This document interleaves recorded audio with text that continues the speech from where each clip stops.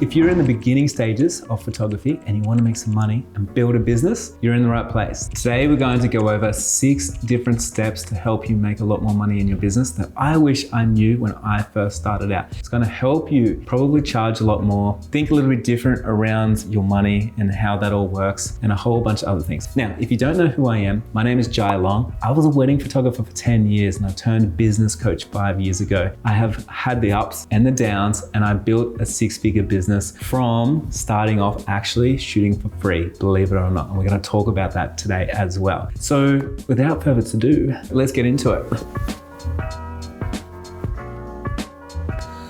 So when you first start out, one of the biggest issues is you don't really know what to charge or what your worth is or how to even get there. Now, you probably had a lot of people tell you not to undervalue yourself or undercharge, or people tell you maybe you're pricing yourself too high. There's always so much advice and there's so much gatekeeping. And to be honest, I hit a lot of this when I first started. There was so much gatekeeping, and you find it hard to sort of move forward with like, how do I reach all these goals? So with this first one, what I want to talk about is you need to actually have a goal. You need, if you've been listening to my advice, you need an unrealistic goal, like something really big. And I say this because you want to expand and you want to grow and see what's possible and everything like that. But then you're left with, well, how do I reach this goal? Like, especially if it's big and it's scary and it gets me uncomfortable and everything, like, how do I reach it? So the larger your goal is, you need a ladder to reach that goal. That brings me to the first point. A success ladder is going to help you build the things that you need to get yourself to another level. Let me explain. So the success ladder is a very simple concept that I came across quite a few years ago. It makes a lot of sense, and it essentially looks like this. So if I draw a ladder, you probably know what a ladder looks like.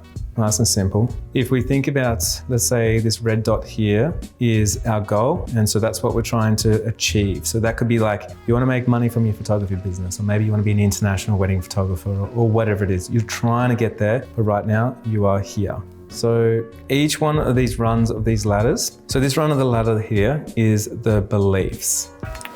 So essentially with the beliefs is, how much do you believe it's possible for you to reach that goal? So what is your belief? If you think it's impossible, you won't get as far as you think that you can. So it's really important. If we've got a goal there, we need to have the belief that match it. That yes, it is unrealistic. It's a crazy goal. It's big. It's audacious. It's everything. But I believe I can get myself there. Then if we have a look on this side, we have habits. So habits are the daily things and the daily tasks of you showing up, and that's this side of the ladder here. So essentially it's like, maybe you got a belief that you could be in the best shape of your life and you're feeling really fit and everything. But then on this side, you're not actually going to the gym, or there's not anything that you're doing around it. So it means that everything's gonna fall short. So for this to actually work and for you to build a success ladder, you need the habits to be as strong as the beliefs. So for me, I believe that I am going to be a successful photographer, and I know that's true.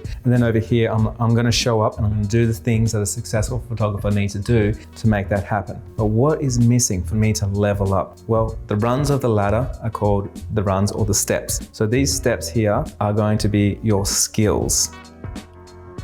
So the skills, every time you learn a new skill, it's going to rest on the beliefs and the habits, and you're going to level up just with one little bit more, one little bit more, one little bit more until you get to there. Now, this is a good visualization, because if you are at the bottom of the ladder and you're like, I just don't know how to get to my goal. The thing is, as long as your beliefs and your habits are as tall as the goal is, then the skills are going to present themselves as you're stepping through. So every time you get a new skill, you're going to be able to probably charge a little bit more. And every time you get a new portfolio or a new sales skill or a new marketing skill or a new client experience or whatever it is, and we just keep stacking them and keep stacking them. Now, depending on the size of your goal, if you got a crazy unrealistic goal, maybe you want to make $1 million from your photography, and so it means that you're going to have more skills that have been put in there. If you're trying to get money as quick as possible, you're probably going to have a short ladder, you know? So I always see like the foundations is somebody has a big dream and then they believe believe they can reach that dream. They're doing the right things towards that. They just need to build the skill level. And as you build that skill level, you're going to be able to charge more and everything expands from that point. So the success ladder will get you to your goals. And it's really simple to understand. I think it just like brings things together. So to share a quick story, I actually think that you should always have the end goal in mind. I know for me, when I started off my wedding photography business, I had the end goal that back in 2013, I wanted to charge around about $5,000 per wedding. Now that was ambitious for me because at that stage, I didn't really have any skills. I didn't really have the belief. I didn't have the habits or anything else. So it was out of reach. So I had to build that ladder pretty high. But one thing that we do wrong is we kind of just only look at the next step ahead of us and that's it. And it's just the one next skill. But the way that I look at it is you need to have the end in mind because then you know how high that ladder needs to be. So I think about what is the goal that you want right now. For me, it was I wanted to charge $5,000 per wedding. We'll average that anyway. And so to do that, what I did was I was like, what skills do I need or what needs to be true for that to actually happen for me? The beliefs are there, the habits are there. I was showing up and I was working, man. I was doing the things, but I had a knowledge gap. So what skills do I need? Where can I learn those skills? Who can I learn them from? What time can I dedicate towards those skills so I can get myself there as fast as possible? So if you do have the end goal, like the end in mind, you also don't mind doing things like if you're working for free or if you're building a portfolio or things like that, because you're now working towards a goal and you're not working on what it is right now. I never felt undervalued when someone paid me $500 for a wedding, even though I wanted to charge $5,000, because I knew that I was just leveling up another skill. Maybe it was my communicating skills, maybe it was my sales skills, whatever it was. But every single job got me a little bit further up that run towards where I actually wanted to be. So let's talk about working for free versus getting paid. Now they're very different. When we first start out as a photographer, a lot of the times we do a lot of free work, and I started out my career doing a lot of free work, and that's totally fine. We do get a lot of advice that like you should not do it because you're undervaluing yourself and you're undercutting the market. The people that are sort of telling you those things, a lot of times it's in their best interest to tell you that, but you got to remember everybody kind of starts off somewhere. So even if an educator is telling you never to work for free, it's probably so they're protecting their own industry and their own, everything. For you, you need to do whatever it takes to get the success that you want to get. And I think this is really important. Now, there's two reasons why this is a discussion right now. The first reason is because they are vastly different. When you work for free for somebody, you make up the rules. So you get to do the terms and conditions. When you get paid, even if you get paid like $1 or something like that, now you actually have a client and your client makes up the rules. They got expectations and everything else. So it becomes a different relationship. So I realized when I first started that I wanted to go and build a portfolio and build up all my skills and stuff, and it actually wasn't worth getting paid a small amount of money, and I'd rather do it for free so I can put my terms and conditions forward and do it the way that I wanted to do it and create the work that I wanted to create without the expectations. And it really did pay off. Now, I'm not going to say it was easy because I started off and I had no money, and so I really besides eating ramen and 2-minute noodles and stuff and moving into a share house, I really needed the money. So I had a lot of friends that came to me and they said, Jai, can you do family sessions or could you do band photography and all these other things? And I would actually say no because I was so fixated on shooting weddings. So I'd rather spend my weekend shooting for free, doing the thing that I wanted to do that got me another run up the ladder, opposed to getting diverted away from my goal and shooting something that was irrelevant. Now, when you first do start out and you start charging, there is no real rules on this. I think you need to charge what you feel confident in for yourself. If you are feeling like you're charging too much and you're a bit expensive and you wouldn't pay for you, then I would say that you're essentially ripping people off, and we should never be in that zone. You need to be so confident in your skill level, in your ability to fake it till you make it, in your ability to produce what somebody's actually paid for. Then you're in the right realm of okay, so now I can start off $100, $500, $1,000, and you can incrementally start increasing those prices. But again, sort of just to wrap it back, you get to choose. And today, 15 years on since I started my first business, I still do so much work for free, and and I love doing it. And in my career, I worked so much for free for so many different things because it was the stuff that lit me up. I started my photography business, believe it or not. It wasn't to get rich and make lots of money. It was because I had a passion for creating images and I wanted to connect with people. So I always had that in for my North Star for my ship. And so I'm always guiding it towards that. So I don't mind if I have to give a discount to get the work that I want to get. Last little thing is, you may have a few thoughts of like, if I work for free, then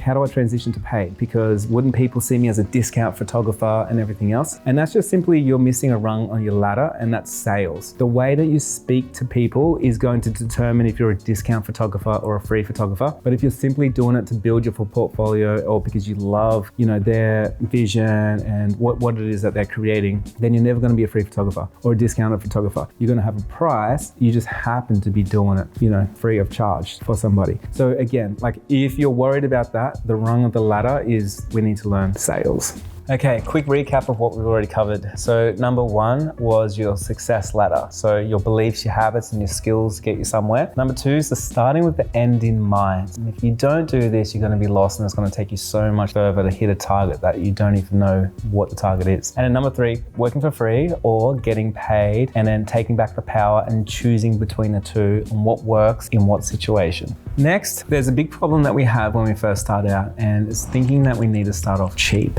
When we start off cheap, how do we end up becoming more expensive? Especially if you want to get up into that luxury market or something like that. We don't want to box ourselves in. And so we end up with this dilemma of how long until I start making money? I need to feed everybody. And when can I actually break into that luxury market or whatever it is that you want to do? Now, I want to sort of bust a bit of a limiting belief, because you don't actually have to start off cheap, believe it or not. If you start off cheap, you can do that. And it really doesn't come down to your skills or anything else, but really your confidence and the demand. So I remember, quick story, I want to digress. I started one of the biggest photo booth and DJ businesses in Melbourne, the city that I was in when I was a full-time wedding photographer. And I realized when I looked around, everyone was really, really cheap. I'm talking $300 for a photo booth. And I got into the Facebook groups and people all said no one ever pays more than $300 for a photo booth. But I was shooting these luxury weddings that were $50,000 to $100,000, and they didn't want a $300 photo booth. So without any experience and with no skills on the rungs of my ladder, I knew where I wanted to be, and I wanted to be the most expensive photo booth and create an amazing experience. But I didn't have the skills to do it. But we didn't need to, because the demand was there. And I had the confidence as well. So when we came out the gates, we were actually more than 3 times more expensive than everybody else. And we started our prices at $1,000, in which we've actually increased over time now. But we did that because there was nobody else in that market, which meant there was a whole new market and there's massive demand for what it was that we were doing. So for you in your business right now, if you are kind of doing the same as what everybody else is doing, sometimes it does take a little bit longer to find your feet and exactly where you need to be. But if you are doing something different to others and you're breaking into a new market that doesn't exist in your city, for instance, there may be a lot more demand and no one's meeting that demand. So you don't actually have to start off cheap. You could start off as the prices that you actually want to charge, or even as expensive. And I've seen this happen many times. And in fact, inside my 6-figure business map, I remember back in 2021, we had one certain student that wanted to become a wedding photographer, 6-figure wedding photographer. And she actually never shot a wedding before. And I told her this concept. And she said where she was in her city, there wasn't that many photographers doing the style that she wanted. So straight from the get-go, she just started charging exactly what she wanted to charge as her end goal. And within 3 months, she actually made she didn't make 6 figures because she booked in 6 figures worth of work and she got all the deposits and everything like that. And so for the next year in a wedding season, she actually had 6 figures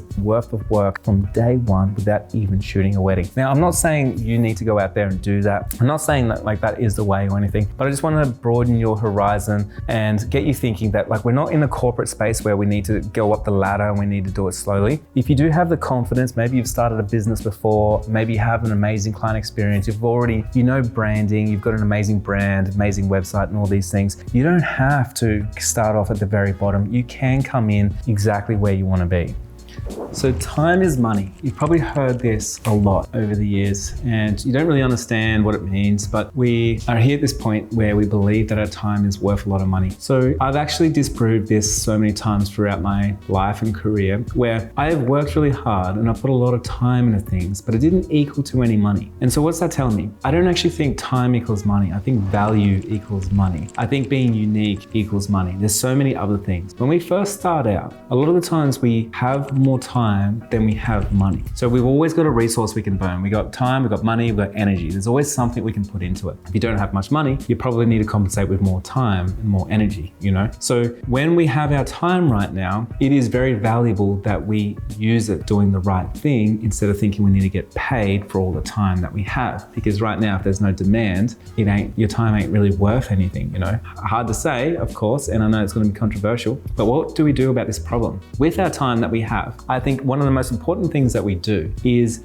we dive deep into our craft and we create something unique. We create something irresistible. We strive for excellence. We become irreplaceable. I know these are a lot of just buzzwords, but right now you have the time to do that. And I think this is a really important thing because these are the things that get you paid. Simply your time is not the way to get paid, not as an entrepreneur. Maybe if you're going to go work for somebody 9 to 5, your time is worth your hourly rate. But as an entrepreneur, your value comes down to your unique selling point, to your portfolio, to your skills, to your problem solving skills, all these type of things, all add to the value that you have and what you can bring in your career. So right now, if I want to increase how much I can actually charge, the first things that I'll be doing, regardless if I'm working for free or if I'm getting paid or whatever it is, but I would be creating work that resonates with me. I'll be going deep onto my why, creating that work that I really love, that makes me stand out. I'll be crafting a client experience that makes me unique compared to everybody else. So the mechanism, the way that you create your work, I would be using that into my marketing and I would be putting that out into the world because what this does is it creates demand. Now, if no one's knocking on your door and you're getting no one knocking on that door and you're wondering where your clients are and there is no clients and you're sitting there saying like, I'm worth this much money, you actually are not worth that much money because nobody is paying you that much money. And that means how is it worth it? It doesn't make any sense. So what we need to do to increase our worth so we get paid more is we need people knocking on our door. And the way that we do that is we gain attention. We do this through social media and everything else. And the way that we gain attention is we stand out and we be different. And we do that by doing more passion projects or working towards like creating the work that we actually want to create or traveling to the place that we want to travel to or working with the certain clients that we want to work with, whatever it is. And I know this is an ideal world. And of course, right now you probably need to make some money to pay the bills and everything else. But if we get into this mindset, it really starts making you think that like, okay, so I remember Jai said, time doesn't equal money because otherwise we would all be rich because we all got some time. I need to be unique and I need to stand out. I need to be irreplaceable and I need people to take notice of me. And if I can do that, I can start increasing my worth. A little example of this was when I first started, believe it or not, and this is showing my age, but back in 2013, I was a wedding photographer and there wasn't really any dark, moody wedding photographers. It just really wasn't a thing. It sort of started coming in 2012 kind of time. And I remember that I went hard and wanted to create that kind of work. Myself, Ollie Sansom, there's a bunch of photographers where we were in Melbourne. We created this dark, moody work. And what happened was a lot of people hated our work. So it was very polarizing, but the people that loved it really loved it. And in fact, they loved it so much that even though I was in Melbourne, they flew me across the world to their wedding and they would put me up in a hotel and everything else. And I started getting these dream clients because I only needed to get 30 clients per year and I was looking for those dream clients. So to do that, I just stuck to creating work that I wanted to create, regardless if I got paid for it or not. And it enabled me to increase my value and increase that demand. So of course, I got paid a lot more. Okay, so let's talk about something a little bit boring, contracts. You know, regardless if you're shooting for free or if you've given someone like a big discount or you're just starting off, one of the biggest lessons that I learned early on was to have a really good contract. Now, when we have a contract, it really needs to stand up in court. That's like the main thing. So there's plenty of ways that we can create a contract. I remember when I first started, I wrote one and I just don't think it was very good. There's plenty really amazing tools now. You could use ChatGPT.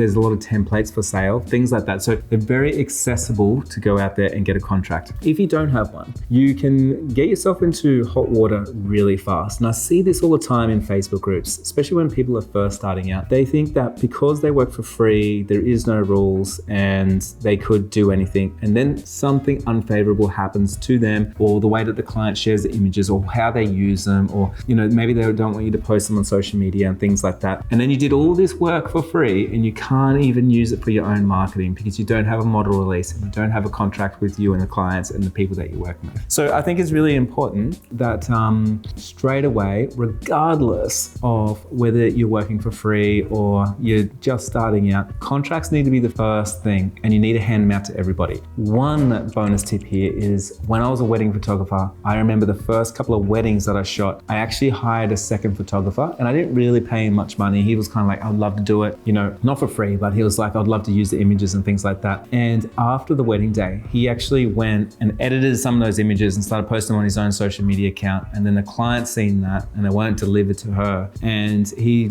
posted a photo that was unfavorable to the client, but I couldn't really do anything about it because that wasn't my photo and it was on someone else's account. And I realized really quickly that even just having a second photographer working with me, I really needed a contract because it sets clear expectations. And from that mistake that I made in the very first year of photography, it helped me avoid a lot of mistakes along the way. Last little tip, here is a bonus for you, and I wanted to include this. You're going to get out of your business what you put into it. This is a really important concept and something that took me a little while to realize on my first business years and years ago, way before photography. So I used this when I first started my photography business and it really set me up for success from day one. Simply put, you're going to literally get out of your business the equal amount of energy, equal amount of everything that you put into your business. So if you're not willing to invest into your business, then people are probably not willing to invest in you. If you're not willing to invest in you, others are not going to be willing to invest in you. When I first started my photography career, the first thing that I did was I actually sold my car and I think it was worth about $25,000. I saved up and I had this thing, and straight away when I quit my job, I just didn't need a $25,000 car. So I sold it as fast as I could. I think I got about $20,000 for it. And with that money, the first thing that I did was I booked myself a flight to the US and I went there and I shot weddings for free for 3 months, for as long as I could. And I brought my wife with me and we did woofing, worldwide organic farming. We did couch surfing. We stayed hostels. We stayed wherever we had to make the dream work. The reason being is because I wanted to be an international wedding photographer, make over 6 figures and run my first photography workshop. And I wanted to do that within 24 months of starting my business. Imagine if I didn't do that. Imagine if I said, I'm going to just run like $30 a week on Facebook ads and that's how I'm going to get there. Or imagine if I was like, no, I wouldn't work for free because it's my time's too valuable. Like imagine if I showed up and I put different action into it. Do you think that I would have been able to reach my goal as fast as I did in that small time frame if I was thinking that way? I personally don't think so. And I see this a lot because we get to choose how fast we get the success and how big the success is, because everyone's going to have it totally different. We're going to have big success, small success, depending on where you are, kind of like a goldfish in a pond or in a tank. You're going to grow to your surroundings. So if you go back to point 2 and point 3 and point 1, it's like thinking about that unrealistic goal, dreaming how good and amazing could be, making that success ladder, climbing up towards that, doing whatever you have to do to get the success that no one else will get, because only you know what those goals are going to be and only you know what it's going to take. So this is really important, but your action needs to match that goal, because an unrealistic goal that's not met with unrealistic action is probably not ever going to be fulfilled. So really, really important. Now, if you want to dive into a little bit more of the strategy on how I started my photography business, I've actually made a little documentary and it's around it. Like the whole concept is how I built a business in 5 days with $2,000. And I actually did the exact same thing as how I started my actual photography business.